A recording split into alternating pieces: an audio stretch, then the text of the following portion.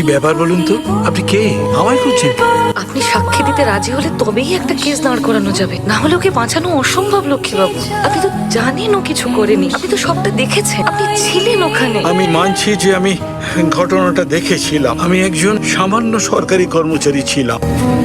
এখানে শ্রীরামন্তীর বিরুদ্ধে সাক্ষী দেবার মতো সাহস আমার নেই। লক্ষ্মীবাবু, আমরা আমাকে যদি কেউ রাতারাতি একেবারে শেষ করে দেবেন, ওটা বাজে ঝামেলা। বাজে ঝামেলা, আপনি ভেবে আসুন। ঠিক আছে আমি যাচ্ছি। তবে আপনি একটু ভেবে দেখবেন, একটা 15-16 বছরের বাচ্চা মেয়ে, মা নেই, বাবা কোনো রকমের সংসার চালায়, বিনা কোনো দোষে ওর শাস্তি হয়ে যাবে, ওর জীবনটা তো শেষ হয়ে যাবে। লক্ষ্মীবাবু, ভগবান না করুন পিঙ্কির সাথে এটা ঘটলে আপনি এই কথাটা বলতে পারতেন। এইভাবে আদালতের সময় বেকার বেকার নষ্ট করার কোনো মানে আছে কি? এটা simple open and short case. তবে যা ইচ্ছে তাই করো, কিছু হবে না। আমি আবার ভাবছিলাম যে তোমাকে আর তোমার ছাত্রকে কিভাবে সাহায্য করা যায়। এখন তো দেখছি ক্যাচ নিজে এসেই